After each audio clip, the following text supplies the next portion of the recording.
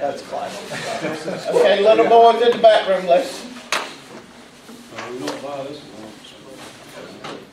Okay, I'm called the first Justice and Public Safety meeting of 25 to order. Tonight with me is Tom Audette and Watts Huckabee and David Gardner. And we're going to be discussing first line of business to discuss the 5 and 10 year plan for fire and the EMS vision for York County. So I hand it over to Mr. David Gardner. Thank you, Mr. Chairman. All right, so like you said, we're here to discuss kind of our 5 and 10 year vision. It'll probably be heavily focused on fire, but we're also incorporating EMS in there because we acknowledge that both of these walk hand in hand. And a lot are changing and evolving even as we speak. So we want to speak to what we view as some priorities in that 5 and 10 year vision. Also, one of the things I want to qualify with is that this is fluid. So a lot of this is fluid, none of it is set in stone. This are some of the things that we received as feedback from what we had with our meetings with fire departments, tax districts, and also just our knowledge of the history of the county and how it's grown. So what I'm going to present tonight, again, it's fluid, and what I hope is afterwards when we finish this that you'll speak into this and help us speak into the development of this. We've had a lot of input from chiefs, from staff, from county staff, county management, and also looking at best practices across the industry. Okay. And also feel free to stop me as we go through this. I don't have it built in where we're going to have points for questions or anything, so we can pause and discuss anything at any time. I know you're new to this, but this committee's pretty quiet. Feedback's gonna be tough. I'll try to draw it out. I'll try to draw it out. We're extremely quiet, yeah. Like This will be a tricky yeah, like you might need earplugs. That's what I'm saying. We extremely quiet. The one sitting out there by Yeah. All right, so as always, we kind of want to start with tying this back to our strategic plan and our strategic plan alignment for the safe community. Our priorities in that are improving response times, developing and retaining professional staff, increasing emergency services engagement, aligning public safety entities, and leveraging data and technology. Those are our key areas that Council has spoken into as part of our county-wide strategic plan. But as we move through this 5 and 10 year vision, specifically what I hope you'll see is as we speak into the safe community outcomes, we're going to talk about a transition to a unified fire service. Now what you'll notice is that I don't use the word consolidated. And you don't use the word consolidated intentionally because unified does not necessarily mean consolidated. But we do have to have an eye towards our 27-hour staffing and reliable and effective emergency response countywide. So a unified countywide service does not necessarily mean a strictly consolidated service. Two different things to consider there. Increased professionalism. When we talk about the governance, we have 16 different districts that we're referring to in the fire service, but then also our EMS services play into that, and they're both county-wide.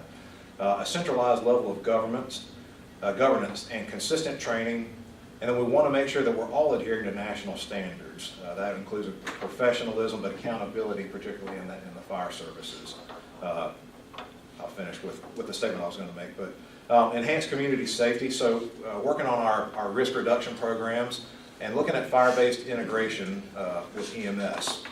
So how can we improve public safety outcomes and community resilience?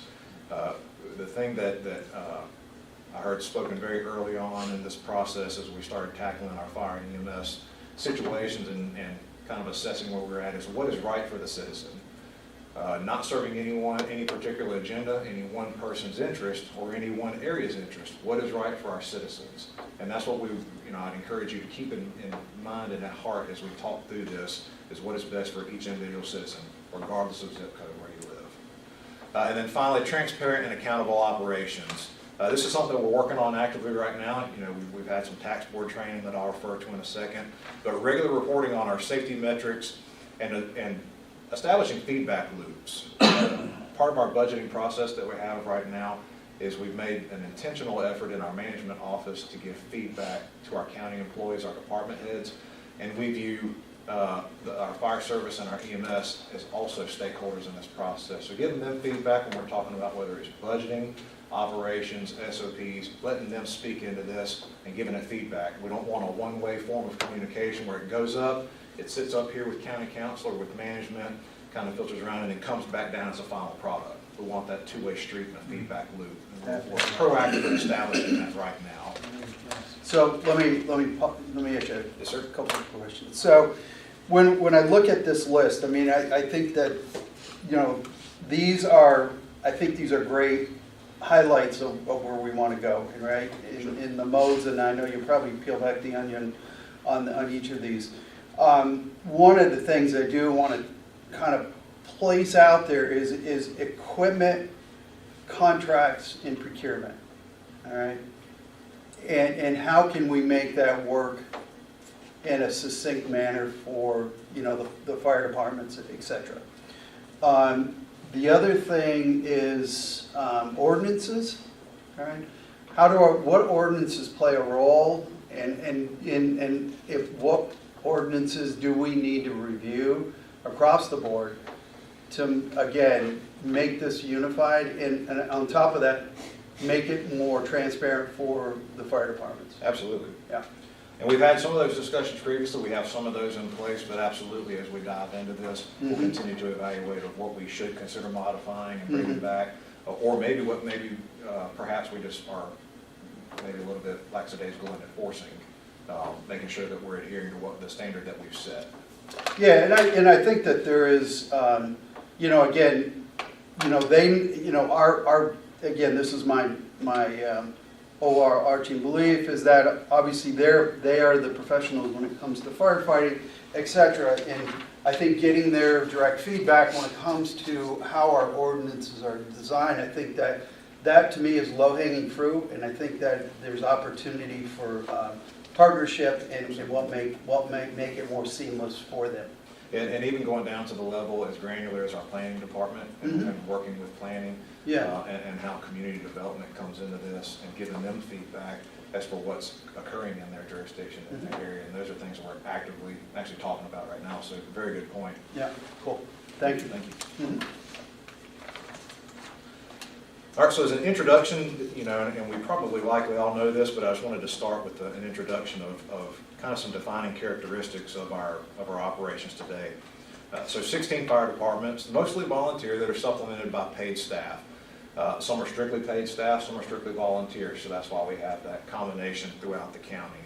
There is in existence a fire advisory committee.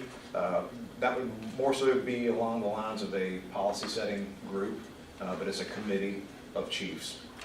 And then also the fire service director sits on that. On the county side, we have our 3 roving squads. Those are paid staff, and they provide a business hour response to that. That's strictly during the daytime hours, when typically you would see volunteers are working their full-time jobs. That's where those roving squads are primarily providing support. And they move throughout the district on the deployment model. We've got a varied funding model depending on even where you live in the county or where you reside. There's 7 tax districts. There's also a rural fire millage. And then that's on top of our municipal fire and county response. So municipalities have their own fire assess millage as well. So varied funding models throughout the county, and also depending on where you live is what bucket of, you know, revenue you pay into. The geography varied across the county. We stretch from urban all the way down to extremely rural. We've got one of the smallest town in South Carolina up to a suburban area that's absolutely, you know, thralling with population. So varied geography. We also have a varied level of service. When I say level of service, this is talking about our EMS, rescue, hazmat, depending on where you live. And I referenced this earlier that I wanted to say again. When we talk about this 5- and 10-year plan, it should not be dictated by the zip code that you live in, the level of service that you receive. You should have the same expectation of a well-trained professional staff is responding to your crisis or emergency, regardless of where you live, whatever your zip code is. And that's really what we want to establish throughout all of this, is helping shore that up as part of that unified effort and service across the entire county. Our training is somewhat decentralized. We've got a great facility, but then there's also individual training programs depending on departmental needs and also what they're able and capable of providing internally. So somewhat of a decentralized training model, but also we do have our state-of-the-art training facility, and most of our training occurs out of there, is coordinated out of there. And then our vehicle replacement program.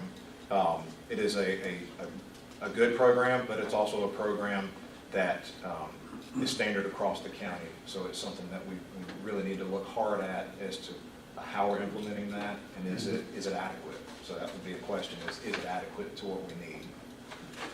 Yeah, and I think with that too, again, was my mindset around procurement, equipment, et cetera. Mhm. So, have contractually, what are we looking at for even procurement contracts? Mhm. And how can we levy those to bring back the best value Best value, agreed. to the fire departments? Yep. Yep. And as part of that is what we choose as part of this equipment replacement program. Do the needs vary across the county? Mhm. Likely the answer is yes. So how do you balance varied needs with standardization? Mhm. That's what we're looking at and assessing as well. So moving over to our EMS response, we have 3 EMS providers specifically. And when I say EMS, this isn't necessarily ambulance. There are some other transport services, obviously, but they're private. We're strictly talking about our 911 response in York County. So 3 providers: Piedmont Hospital, they're Piedmont EMS, and then Fort Mill EMS and River Hills EMS. Those are the 2 formerly rescue squads that are still operating in the county. Again, a varied level of service depending on staffing and the system status. So that kind of ebbs and flows throughout the day, the busy times, and also depending on how many units are in the system.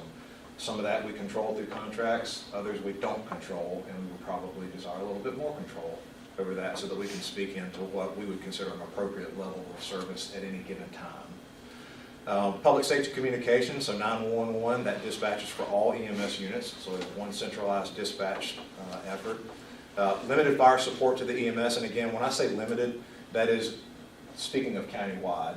Some departments have all the way up to an ALS level response, others don't respond to EMS at all. So it's just a varied level of EMS response from the fire service across the county. There's no countywide EMS funding mechanism, so that's part of our contractual arrangements that we have, is they sustain themselves. The county does not have a funding mechanism that directly provides revenue to EMS. They rely either solely on their corporation or billing practices and donations. Again, the same thing, talking about our varied geography, urban all the way down to a rural response time. So response times varying from 8 to 20 plus minutes across the county. Again, a lot of that depends on the time of day and the number of units available at any given time. Except on the western side. What's that? Except on the western side. Well, that includes the western side. When I talk about that 20 plus minutes, the varied level of service, depending on how many units are in or available, it could be much extended time frame on that western side particularly. Yep. So there's no in-house training, again, because once again, we do not operate EMS, so we don't have an in-house training or medical control program specifically dedicated to our EMS response. Each agency has their own medical control and is responsible for that and how they secure that. And then up-to-date EMS deployment software in public safety communications. So when I say up-to-date, that's referring to our system status monitoring. We have some of the best software available. And then we also have some very good practices that we've updated recently.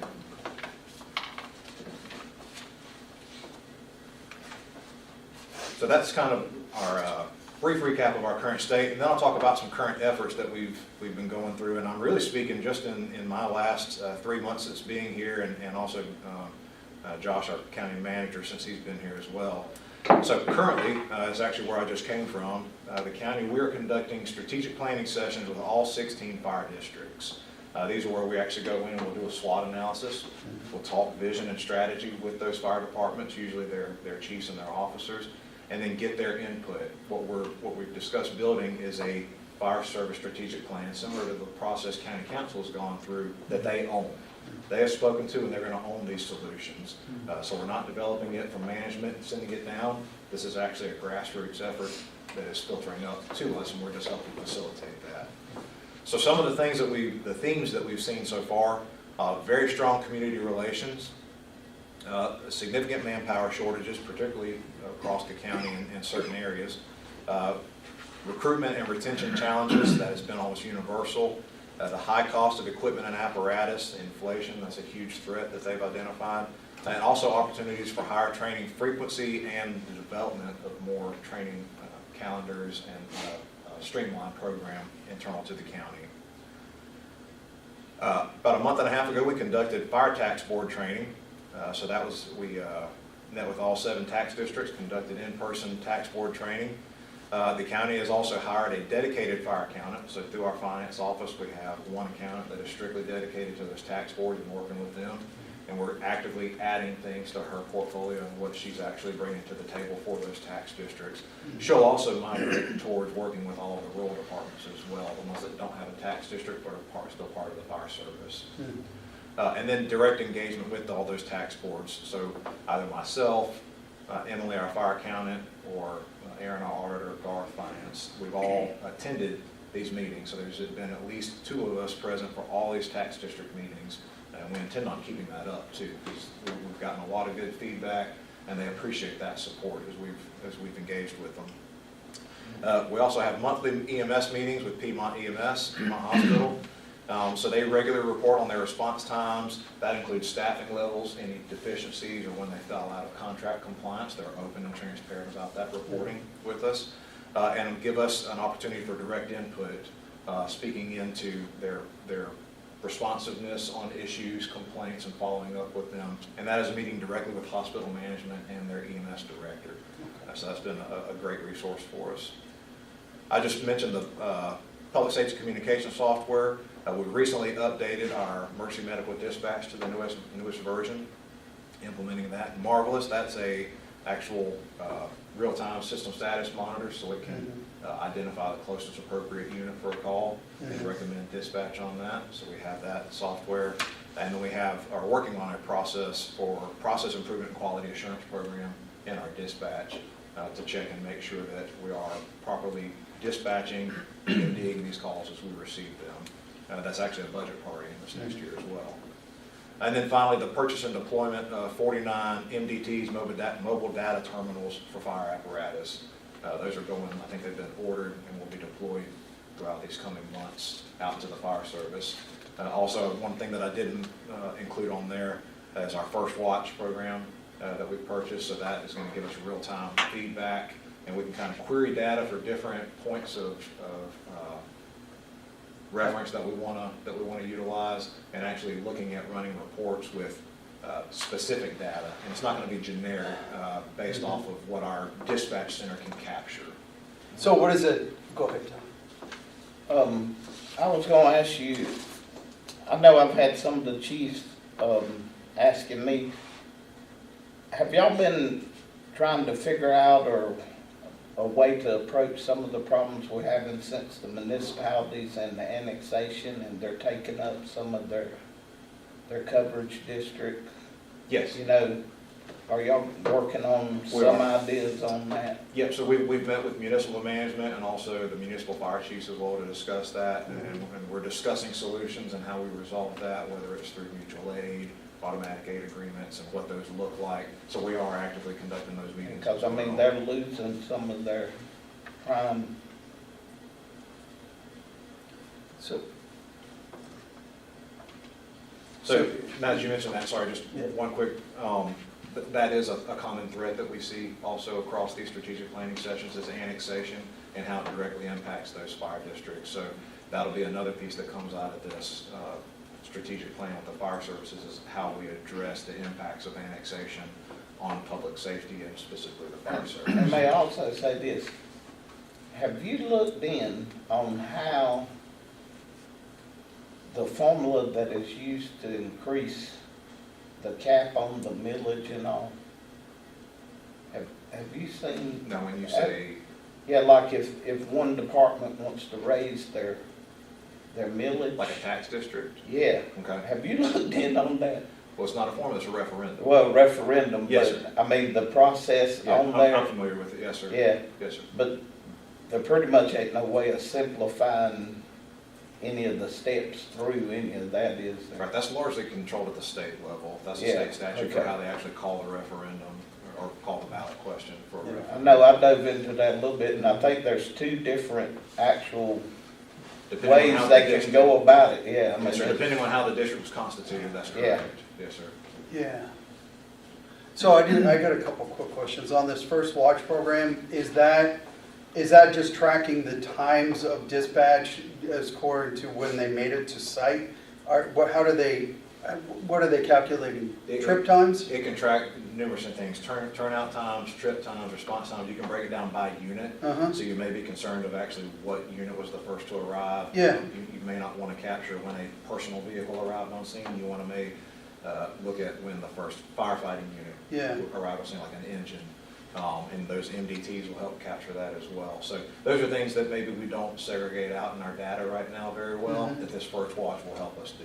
Does it look at the efficiencies of dispatch too? Like if you had a vehicle that was en route back, Yes, sir. did they dispatch that one over as opposed to dispatching another truck out?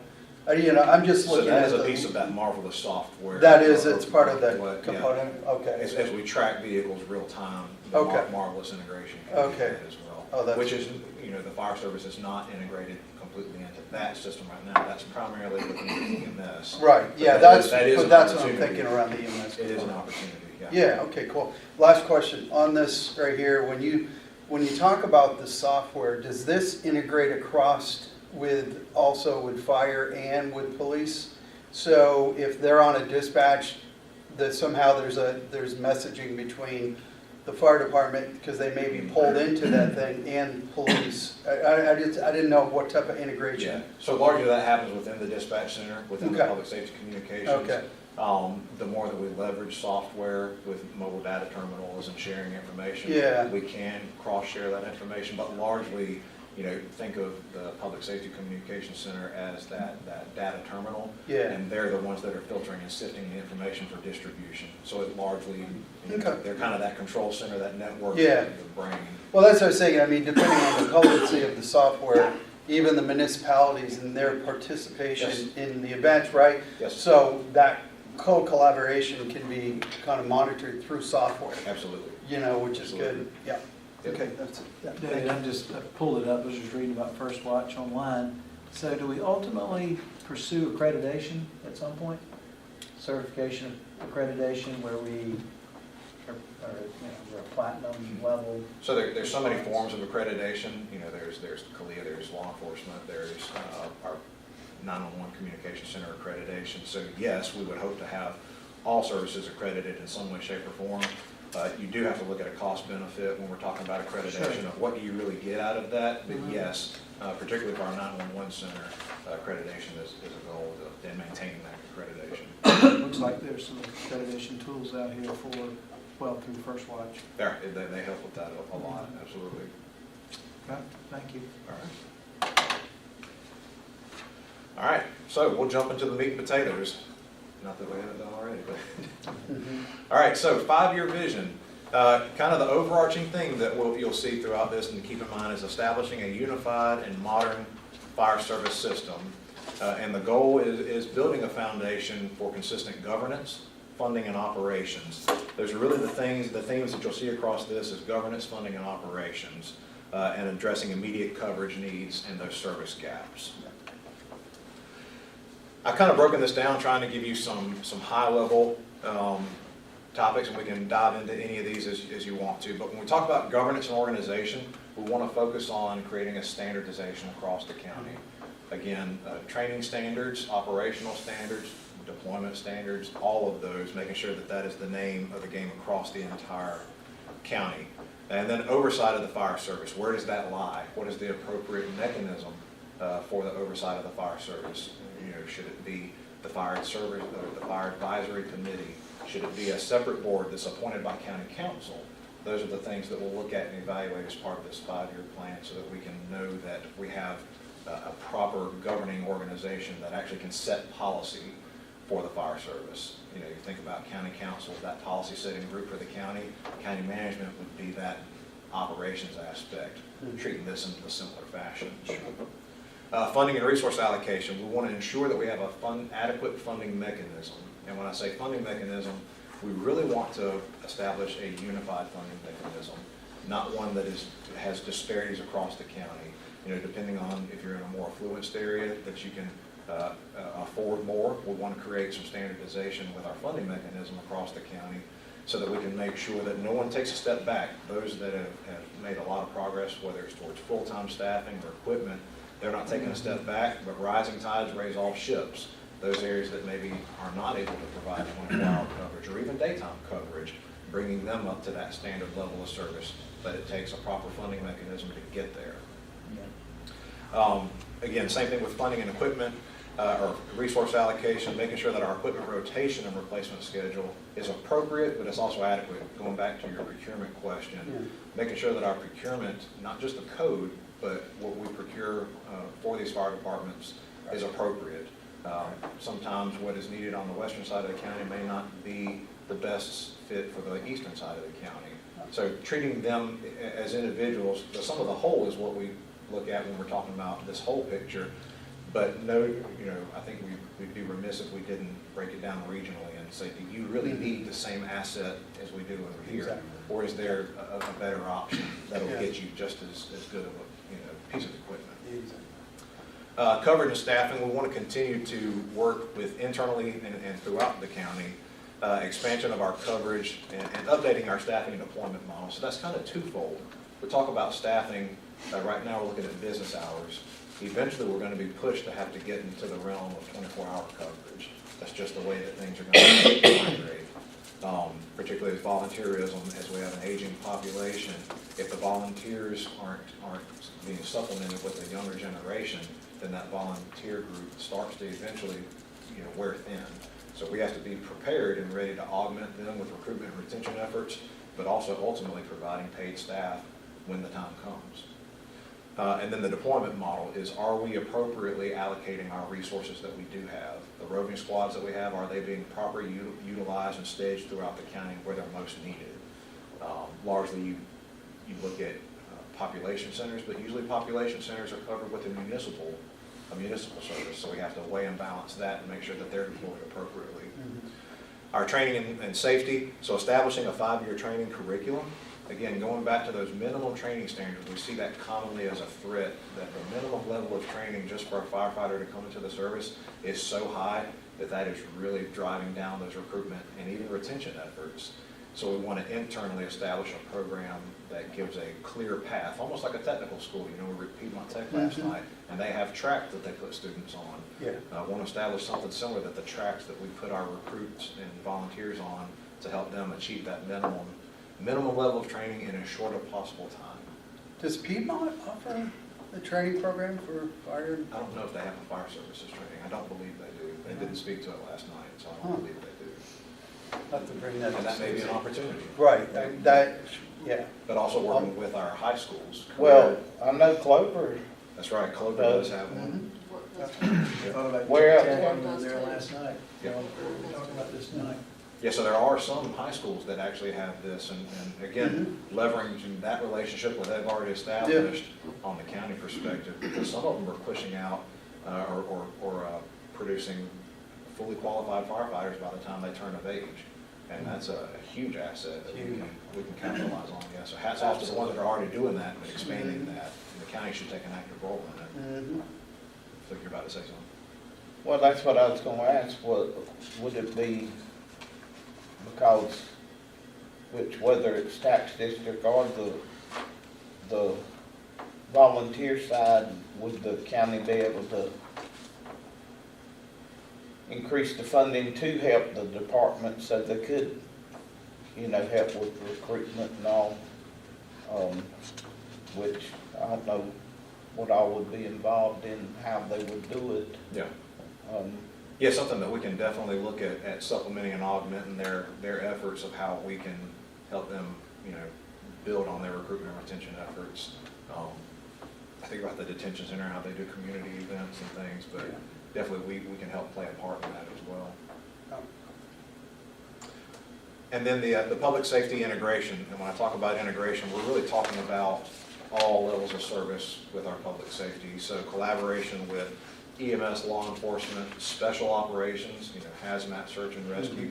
We've got so many varied specialties in the county. We want to increase that collaboration over the next 5 years. countywide, so that is a deployable resource to anywhere in the county at any time. Any questions on the 5 years? I guess, yeah, the only question I have is under the grant, or excuse me, under the funding, is there a long-term consideration for grant writing opportunity for them? Yes, so we actually have a grant writer for the county now. That's right. And that's one thing, leveraging that position Yeah. as helping us seek out and write grants Yep. for the fire service, but then also maybe getting them to work individually with these fire districts as well and helping them. You know, it's an extremely time-consuming thing to write grants, so it may not be something that we could dedicate that person's time to writing grants, but definitely grant review process, helping them Right. put together grant training, Right. but supplementing their efforts. Right. One thing we don't want to ever do is just take it over for them, because then they don't own and can't speak into what Right. they're requesting, Right. but we definitely should help them. Yeah, I think there's I see where there's some opportunity there. Yeah. Well, you know, David, last night when we was at Tech and I was basically asking the lady, you know, basically, since we live in a society now, you know, that took grass cutting away from 7-year-old kids, where most of us learned to cut grass when we were younger, and now we got this idea of we wait to 20 to tell somebody they're ready to go to work. But what is the actual age that younger people can, liability-wise, get involved with these departments? So junior programs can start as early as they want to. There's limited capabilities of what those junior programs can do. I believe to actually become fully interior certified, they have to be 18 years of age. I believe that. Correct me if I'm wrong, anybody in the They can audience? start at the junior program at 16. 16. They can start the junior program at 16, but they can't be fully interior certified until 18. Right, they So, get, even the kids in school get their training up to firefighter 2 level, but they don't actually get that IPSAC certification until they turn 18. Turn 18. Okay. Yeah. Thank you. So junior programs absolutely can start that training process, but actually becoming. Well, I just know that if you don't start with a Sure. young, you lose them. Yep. Once they hit 16, 17, they go another way. Yeah, we've seen a lot of successes talking around the county with their junior programs, but really that community outreach piece of getting them, and it doesn't have to be a formal junior program, because that is, you know, the age of 16 that they referenced, but it can be that community outreach of involving them. Mhm. You know, I remember when I was a kid in daycare, the fire truck coming out and spraying water on me and me wearing an air pack, you know, just showing how that worked, and, you know, that got me interested in it. That's why I'm here today. Well, I mean, I'm sure if it wasn't nothing but on Saturdays, I'm sure a lot of chiefs and all, they wouldn't mind to help them straighten hoses out. I mean, Yeah. just teaching them young, yeah. Well, that's, you know, under training though, we should probably put a caveat on there, because I know you mentioned some of the schools are doing it, but not, I don't know, Fort Mill is offering a program, or Rock Hill or whatever, but I think it's something that we should probably bring up to each of them Sure, absolutely. to look to, what can you do to, because again, any opportunity for these kids to get involved at a younger age, you're gonna have a better chance for them to follow the path, especially if they start when they're younger. Yeah. Agreed. If I can ask the audience right quick, how many junior firemen do we have in York County? Y'all know? 5, 10, 15, 20? I don't think they track it, because individually they have programs. We got 3. 5, 3, 8. Anybody else have any? I'm just curious. Carl, do y'all have any? Doesn't McConnell's, y'all have a good many young people? McConnell, Bethany, and Clover. Bethel's got quite a few that's in Bethel. Clover's program. It's good. And I just came from Riverview, and I know Riverview has a good junior program as Right, well. so. yeah, that's good. Get the schools, make sure all schools are involved. Yeah. What's feeding the program? Is it relatives or is it the school? I think it's all the above. It's really that community outreach. I think as involved in the community as a fire department is, that's probably where they're getting the exposure, but, just familial ties, really. That's my personal experience. Yeah. Can't speak to everyone, but, it's volunteerism is a big thing, and instilling that volunteerism heart in the community. there's something intangible about that. Well, you know, like at the Fort Mill School, like we introduced like industrial art programs and stuff like that when I was there. And could we co-share with York Tech? I think messaging Stacy about a program that they could offer, you know, would be like a new avenue for them to actually put it as part of their curriculum. Sure. You know, so. The good thing is that you mentioned that the chiefs are going to be doing the SWOT analysis. Yes, sir. And so the opportunities that you have in the county, like junior firemen, will be part of that. I'm guessing somebody's going to bring that up and come up with a strategy and a plan. They are, Yeah. Absolutely. All right, now we'll jump kind of forward to our 10-year vision. So what you'll notice is that this is building on what the ground floor that we just set. So it's probably not going to be anything largely groundbreaking, but we'll build on the successes that we'll see in the 5-year vision. So the theme of this will be expanding a unified and efficient, but also a resilient fire service. And when we think about resiliency, we look at, can it be responsive to the growth and the impacts of an economy, of infrastructure changing, of inflation. So that's the resiliency that we want to build into the fire service. A proactive service that's not responsive to the conditions or not reactive to the conditions around it that anticipates those. So the goal would be to fully integrate governance, funding, staffing, and service delivery that meet needs of York County's growing population. So following that same kind of breakdown that I just did, governance and organization, the full implementation of a unified fire service, and then streamlining that decision-making. We referenced that governance board. We want to have that singular board that would be that policy-setting group, not necessarily making operational decisions, you know, what is the first out truck, but policy level, the county council level decisions that would guide the fire service into the future and how they should kind of govern themselves on a yearly or if not, you know, 5-year basis like what we're doing now. So that is saying 10-year vision would be a unified countywide service in 10 years. All right. And again, keep in mind, countywide does not necessarily mean consolidated. So each individual district, this is not a takeover in vision. This is how does the county supplement what's existing and feed our resources into what they're doing. You know, volunteerism in York County will never go away. The intention of this, our 5, but especially our 10-year goal, is not viewing phasing out the volunteers. It's supplementing and augmenting them and filling in the gaps where we need to.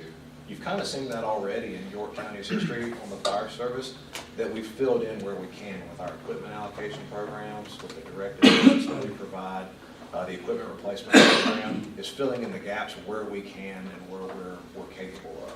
So we want to really expand on what we've already done already and build upon that. Lord knows I don't want to start this again. Lord knows. So David, as we get into this year's budget, are we looking to find money to begin investing in this upcoming budget year? Yes, sir. Okay, good. Yes, sir. Actually, just with the vacancy in the fire service director, I developed that budget with them and actually gave a presentation on that last week to management. Okay. So that's with them and that'll be discussed, us in the manager's office, and presented in an executive budget to you. And the good news is the leadership from our current fire departments and districts will really be leading that discussion and charting that path for us. Particularly with their tax districts, they Yes. are already, and then in the future, they'll speak heavily into this for the fire service in general as well. Right. Okay, good. Talking about our funding, we just kind of talked about that a little bit. Funding and resource allocation, centralizing a funding mechanism where there's no disparities across the county. We really want to help shore that up across the entire county to where it's not jockeying for a position, and really also giving them the resources that maybe they lack to whatever degree maybe the county can give them expertise where they lack it. You know, and I'm just using examples, but payroll and things like that, how can we help augment things that they're doing already? Does that mean a dedicated millage? It could. Could. It could.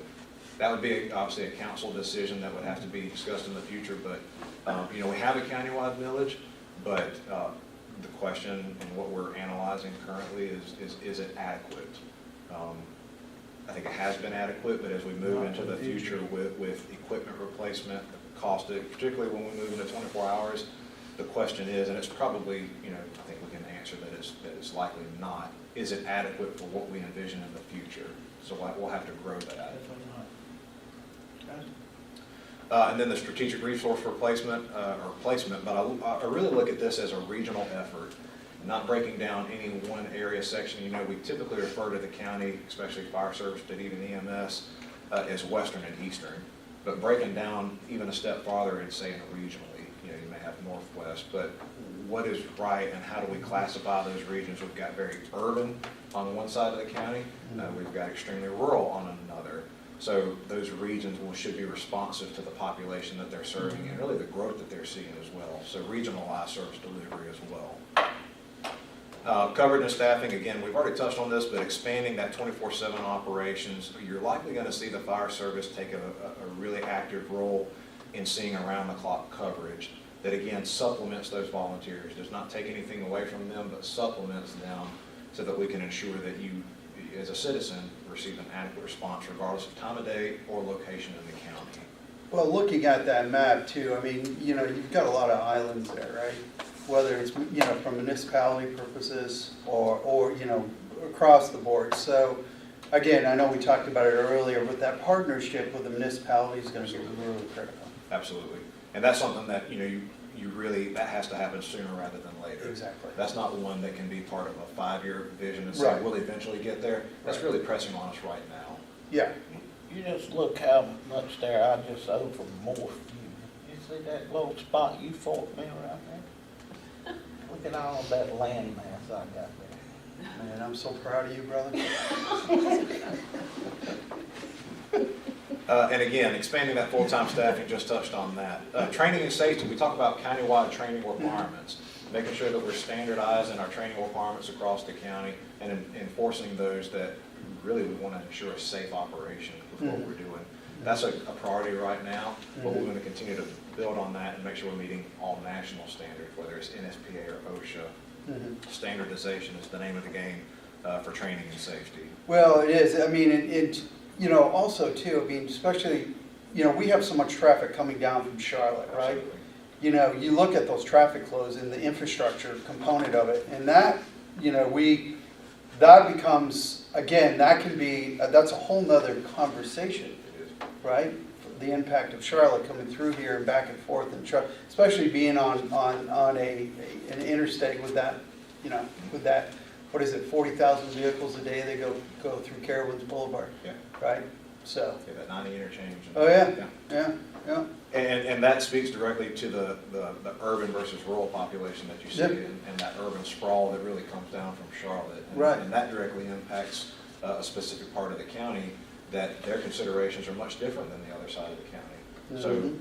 we can't treat them all the exact same, but we should again at least fund them where their level of service is the same. Oh, yeah. You know, the expectation is. That's a very good point. And then, again, the expansion of EMS response, I'm going to touch a little bit more on that, so I'm going to skip over that one for now, but the expansion of that as part of this 10-year plan. Looking at our infrastructure, and infrastructure could be anything, you know, we don't just classify water and sewer as infrastructure. Obviously, that's a major component of this, countywide water and the availability of water. But infrastructure can also be to the level of where a fire station is located, the adequacy of their facilities. One thing that was referenced at a strategic planning session that was unique I hadn't heard before yet was our facilities can't support 24-hour operations. Strictly meaning that they can't house full-time firefighters. They have nowhere for them to sleep. They don't have domiciles. That was unique. I hadn't even thought of that. So that was, you know, part of, we have to make sure that our infrastructure can support what we're trying to put in place. Right. Standardized fleet, again, standardization does not necessarily mean that everything is the same, but it does mean that our standardization of equipment, that what we deploy throughout the county is interchangeable. It all works together. Interoperability has to be maintained, but that we don't, you know, we get the best bargain for what we can, be an efficient steward of taxpayer dollars. Risk reduction, using a data-driven approach to high-risk areas. So when we look at population densities, again, those are largely served by municipalities, but using data to kind of anticipate trends, where we see new development occurring that's maybe outside of those municipal areas. How do we better serve those? How do we plan for those? A big community development aspect to bring into this and make sure that we plan for that future growth. And everything that we've talked about, from equipment, funding, personnel, make sure that we're planning to adequately grow those services in response to that growth. that development. Right.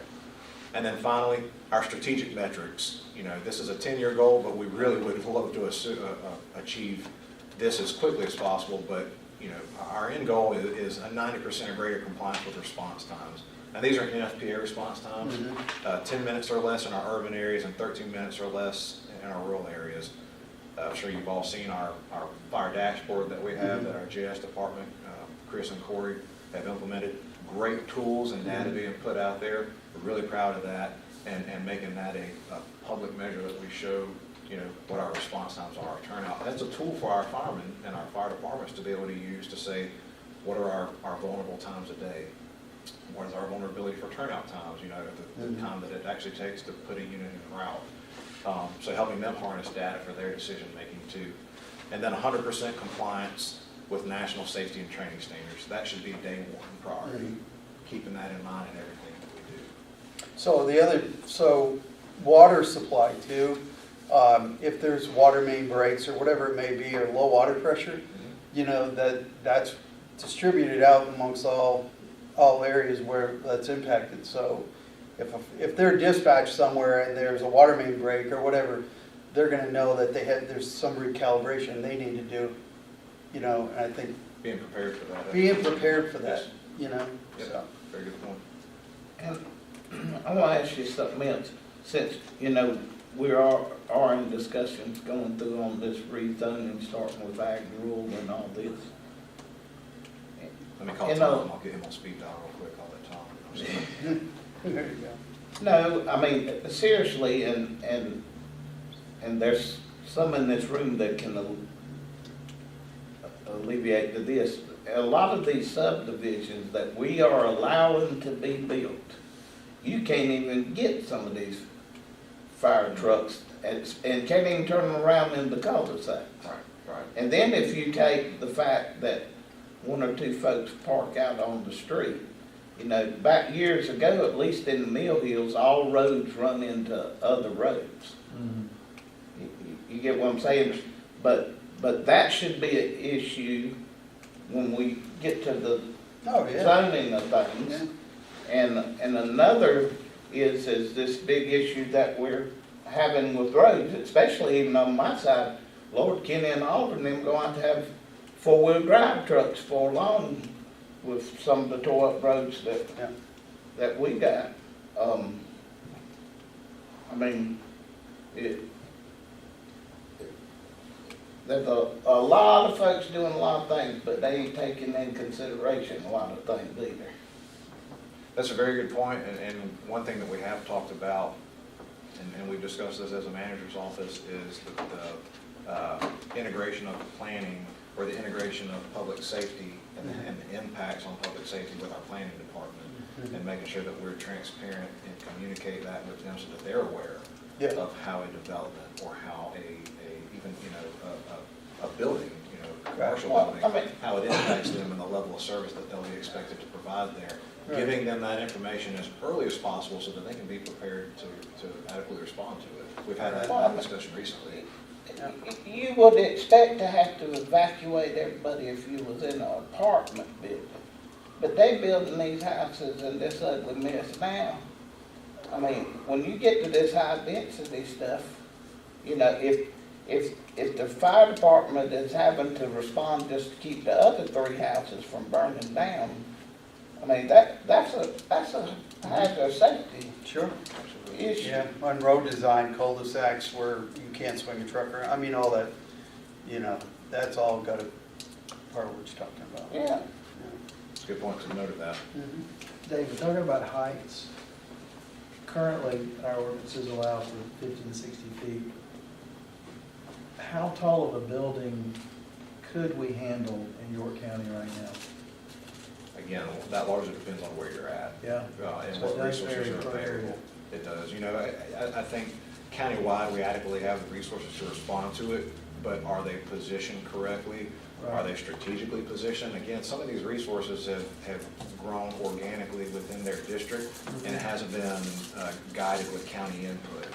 So I think that is an opportunity for us in the future to help make decisions of where assets are, you know, located around the county to make sure that they can respond adequately and timely. You know, it's a discussion that when I visited Flint Hill, they had that discussion of an aerial and some of the response times of how long it may take certain aerials to get in area. They classify high, medium hazards depending on height and occupancies. So absolutely, the county, we should take an active role in that in the future. Yeah. Not that we haven't, but maybe we haven't been as active. Sure. It's been organic and we haven't taken a leadership role in that. Yeah. David, what is y'all's tallest ladder? 100 foot, 30 foot? 100 foot. 100. But you have the only department that has a ladder that tall, right? Leslie's No. 107. Leslie, okay, Newport's got 105, okay. fish out of operation. Mechanical.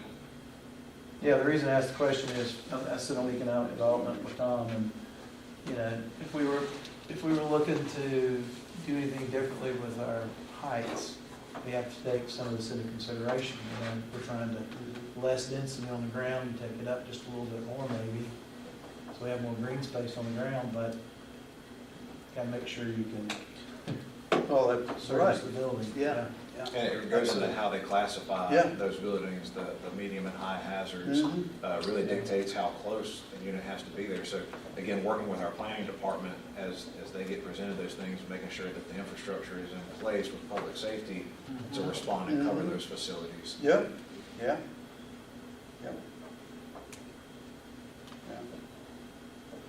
All right, we can continue with the questions, but I'm going to shift gears and move into our EMS 5 and 10 year. And this is going to be a little bit more abbreviated, just because obviously the county's level of involvement, but it may even stimulate more conversation. And then we'll have some time for more conversation and questions at the very end. So part of our 5 and 10 year EMS plan, as part of our 5-year plan, we want to expand and really take an active role in our EMS data collection. And when we look at data systems, you know, First Watch is another tool that we'll be lucky to implement on the EMS side, but we're not just strictly concerned with response times. We also want to look at patient outcomes. You know, door to balloon times, how quickly they're actually get to a cath lab, that golden hour, you know, trauma response, some of the things that as a medical professional that you would be concerned with is our EMS response adequately serving and meeting industry standards. So we want to take a really active role in the data collection, but analyzing that on a county level to make sure that we've adequately grown the EMS response to cover that.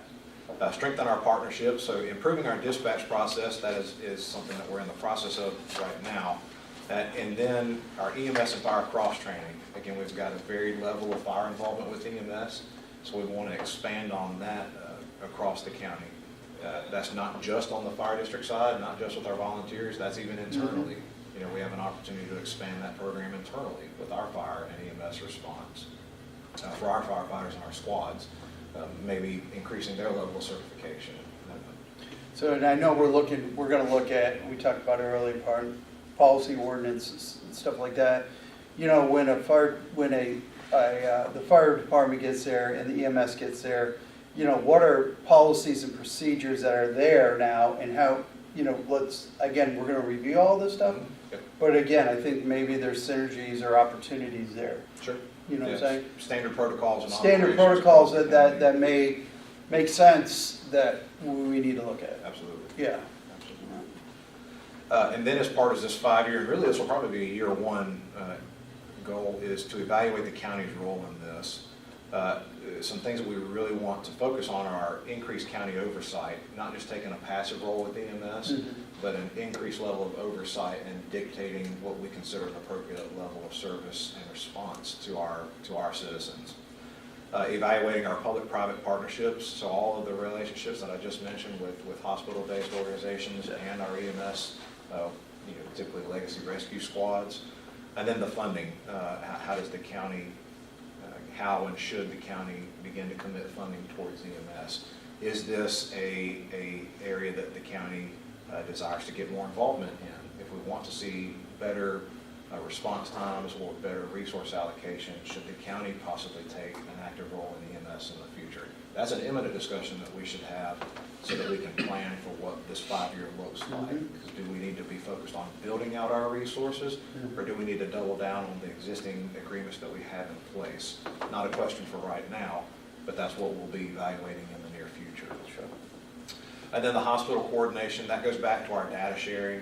A lot of this they're already looking at. Some of the data and the metrics that we're interested in, the hospital already tracks it, but it's internal to the hospital. So what we would like to see is some of that provided to the county, obviously respecting HIPAA laws and the anonymity, but providing us with that so that we can see, is our deployment strategy appropriate? Are there things that our dispatch center, public safety communications can do to decrease those response times or decrease the wait times in the ER? Or, what can we do to actively increase the level of service in our system? And then reduction of ED overcrowding. Are there programs that we should consider at a county level in implementing or encouraging with our EMS responders so that we can really drive those non-emergencies away from an emergency department towards either a family physician or urgent care, Right. to eliminate that overcrowding? Not, I think it's widely accepted now that not everything needs an emergency department, but some people, that's all they know to do. Right. That's all they know to call. Right. So helping with some public education on what's an appropriate emergency room necessity. What do I really need to go to the emergency room for? What do I need to call 911 for?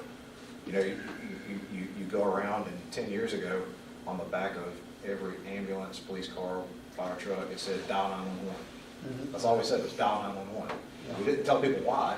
It just says dial 911. But now we need to educate people. Well, here's what an appropriate reason to dial 911 is.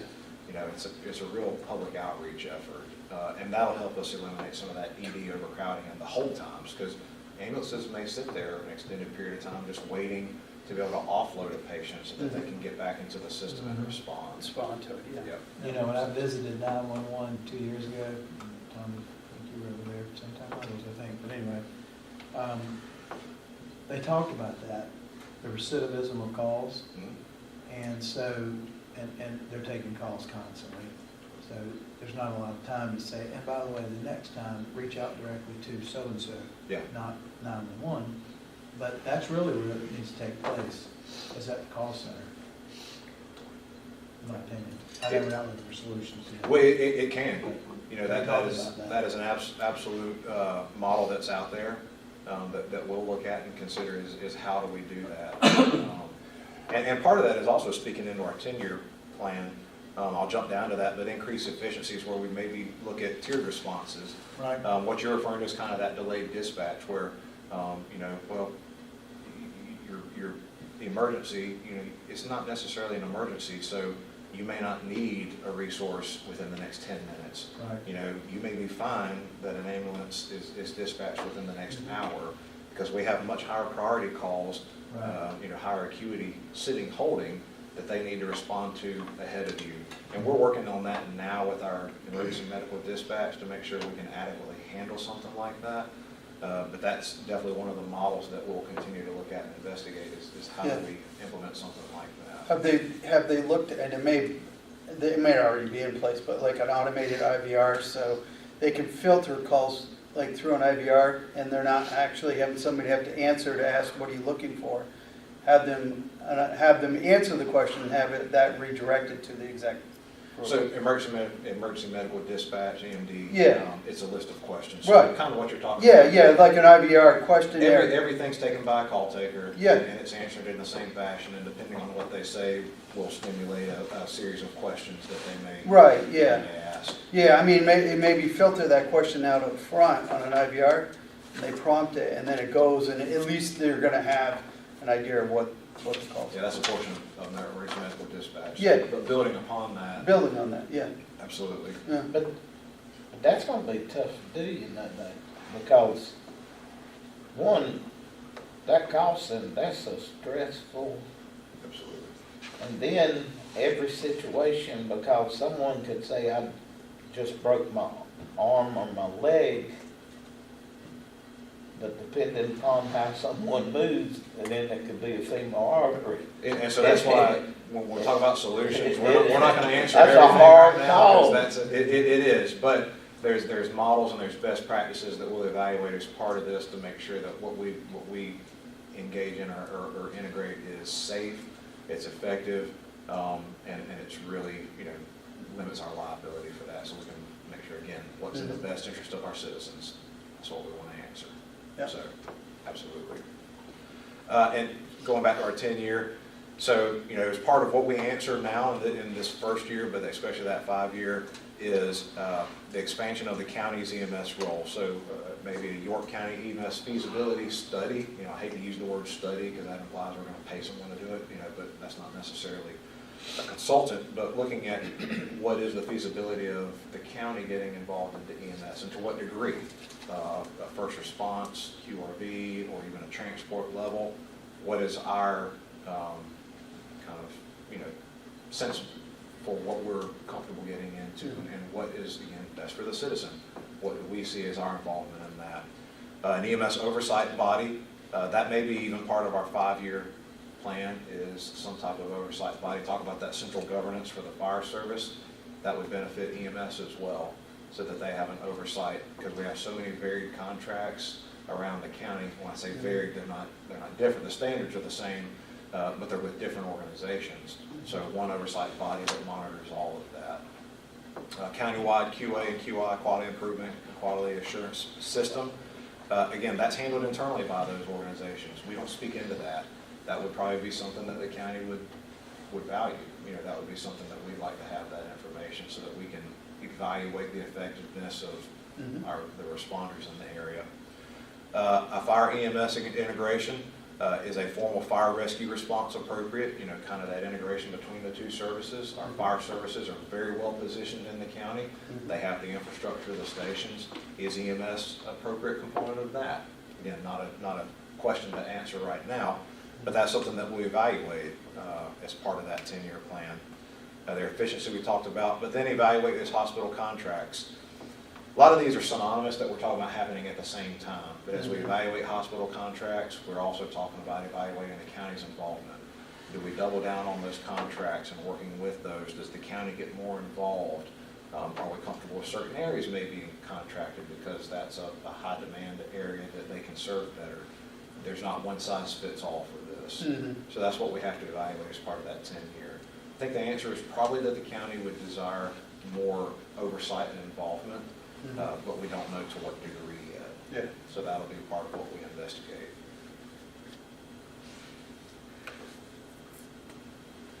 That's my presentation. That's good. That's not the end, because now I want to hear from you and answer your questions and get some feedback from you on this. I think the only last question I have, or statement was, first of all, thank you for putting this together. This was good. There's a lot of basis for where we can go now as far as, different routes. But the other piece of it, when you mentioned the 10-year plan, we should probably, we want to make sure, though, we're not forgetting about the sheriff's office, I think, in that integration, as part of a possible, where they would fit into the metric, like depending on what type of call, there may be a component in there where we have to get the sheriff's office there. That I just want to make sure we're not missing that part. Absolutely, and they're doing their strategic planning process right now. Yeah. And so this will be part of integrating them in Yep. this. Okay. Particularly, I think I made a small reference to that on the fire side, but being more intentional about how do we engage our law enforcement in this, not going to a public safety model where they're EMTs, they're policemen, Yeah. but how do they play into this system, because it is interagency coordination between all of them. Exactly. So absolutely. Okay, cool. Thank you. But as far as basically everything here, the same thing, you went around and talked to all the other ones about, Yes, sir. and your response, you said, seemed to be pretty good. Yeah, and a lot of this is we don't, we're kind of looking towards the end, we want to define the end, and we haven't necessarily established the means yet. Right. The how-to and how we get there, we want to define the vision, and this is what I've started communicating with the Right. departments. But my main thing that I'd already, said even way before you even come on, that they needed to let all of them be a part of it since they're actually Absolutely. doing it. Absolutely. And that's, you know, and I'm not knocking anything, any past efforts, but the reason, you know, when I said feasibility study and consultant, I've told all the fire departments this, we're approaching this from a grassroots internal strategy because we want them to develop the strategic plan. They're speaking directly into the SWOT analysis for their department and the county as a whole. But the plan that we develop and what it's gonna look like in 10 years, they own. You know, it's not a consultant coming in and telling them, here's what you should do. Here's, you know, what I think is an area for improvement. Here's what we think you should focus on. They're developing this. You know, all the guys behind me, and I'd be remiss if I didn't say thank you all for being here. I really appreciate you, and I've enjoyed meeting with you individually, and I look forward to continuing that. But they're speaking into this plan, and they're an active participant and really owner of it. They're the champions of this strategic plan.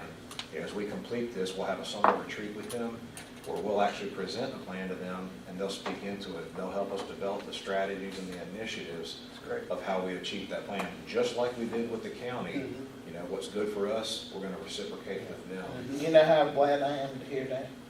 I don't know about Tom Watts, but I get so tired of hearing, well, so-and-so does this and these do this. Don't you get tired of that? That all the different places they looked at and said so-and-so does and so-and-so I think does. this is a good plan.